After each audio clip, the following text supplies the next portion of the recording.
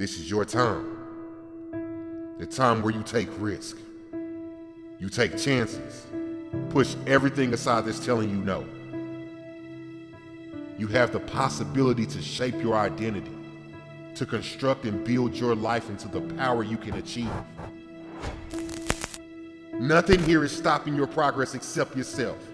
You're the only thing that's holding you back.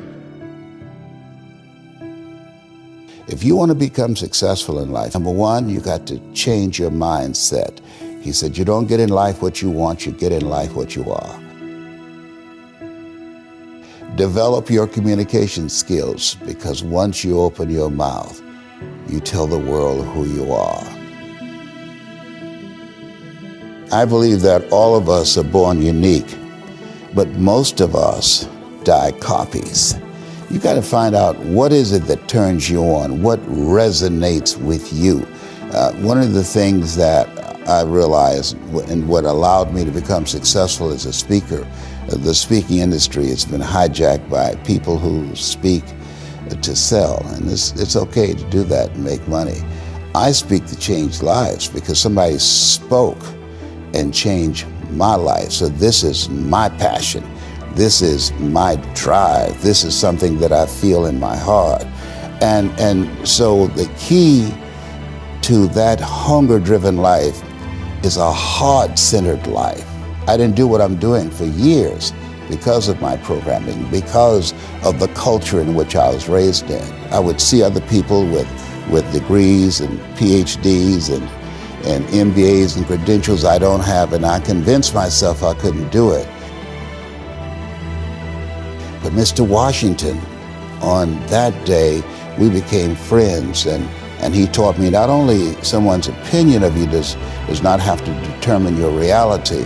He said that you have to work on yourself, and you have to have an unstoppable attitude, and no excuse is acceptable, and you've got to make it a priority, a non-negotiable in your life, and hold a constant vision of what it is you want to achieve. See it accomplished and go all out. Find a way to win in spite of the setbacks, in spite of the disappointments, in spite of your failures. I tell people when I'm giving presentations, you will fail your way to success. I have a saying, as life knocks you down, try and land on your back, because if you can look up, you can get up. Never let a situation or circumstance define your life, no matter what it may be. And understanding that you got something inside of you that's greater than a situation or a circumstance, but you have to constantly believe it, and not only believe it, you have to make decisions and choices every single day that put you a step forward toward what you believe your destiny is.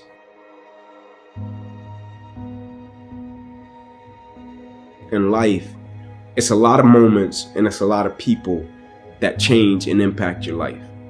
Right? Like, I don't believe it's just one moment and you say, this one moment just changed my life. Even though that moment may have, but it's going to be another moment that's going to shape and change your life as well. Either somebody is in the midst of adversity, or just came out of adversity, or it won't be long before they head into adversity.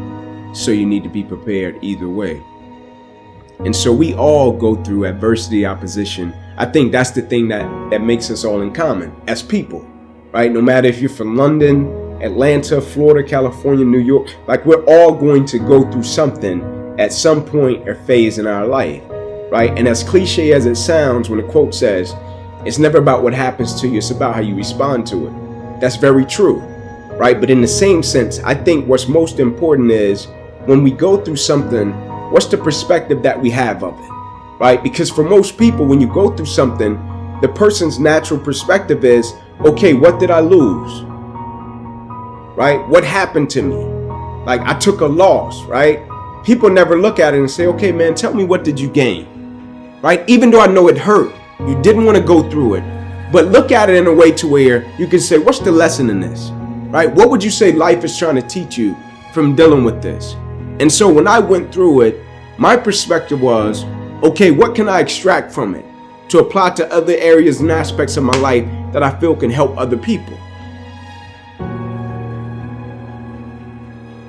And I firmly believe the quicker you can shift your perspective from yourself to others when you're in the midst of adversity, the quicker you'll get through it, right? Martin Luther King has a quote that says, life's most persistent and urgent question is, what are you doing to help other people?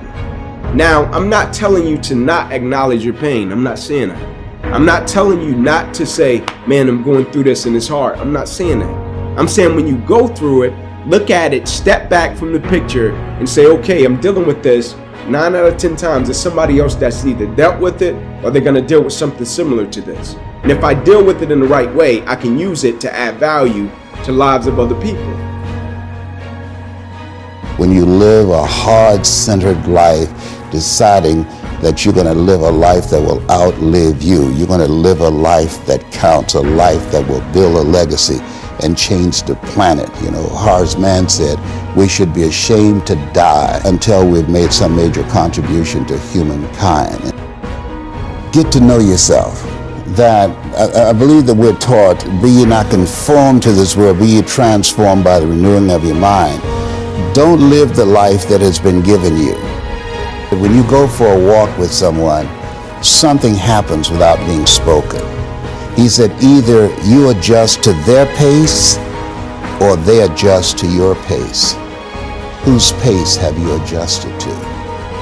And so there are things that we pick up and we think that they're our choices, but they're the choices that we've been programmed by life to do. When we leave our homes in the morning, we're bombarded with over 6,000 advertising hits through Facebook, through Twitter, through Instagram, through television, through our phones and through our communities, and through the computers. And so all of these things are impacting us every day. So if you don't have a program for your mind, then your mind is going to be programmed. You'll find yourself doing things that you did not know, and that they affected you, that they, through marketing techniques and strategies, that they will create a thirst within you. You've got to have someone that can see something in you that you can't see, that can take you to a place within yourself that you can't go by yourself. Stop overthinking everything so much. Realize that while you are trying to do a lot of things in your life at once, and you are trying to be better than you were yesterday, also realize you don't have to try to do anything. You just have to do, and you just have to be. And you have to understand the concept of you're not actually really doing anything, you're being done. Each and every day is an opportunity to get something from the day rather than just going through the day. But there are a lot of things that we can't always control.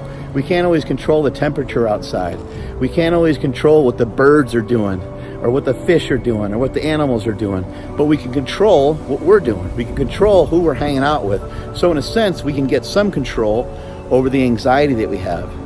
And the way that we're going to gain control over those things is to think about some of the hurdles that we may have, some of the things that are blocking us from making quick action.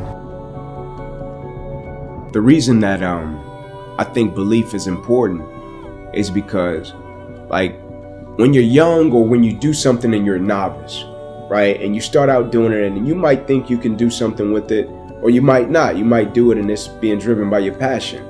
And then somebody comes along that's a little bit older or even more experienced, and they can see it in a way that you can't see it, right? And so I think it's important with belief, because if a person believes in you in a way that you don't believe in yourself, you can rent that person's belief until you get strong enough to possess your own, right? And you use that person's belief to fuel you every single day, right? Because you can have a level of belief with what you're doing, but you can go back to a certain set of circumstances that tell you, nah, it's not going to happen. And so you rent that person's belief until you get strong enough to possess your own. Life is an adventure, and it's going to be a challenge, and get ready because you're going to fail your way to success. You're going to get slapped around by life. And don't spend time complaining about it and telling everybody 80% don't care and 20% glad it's you.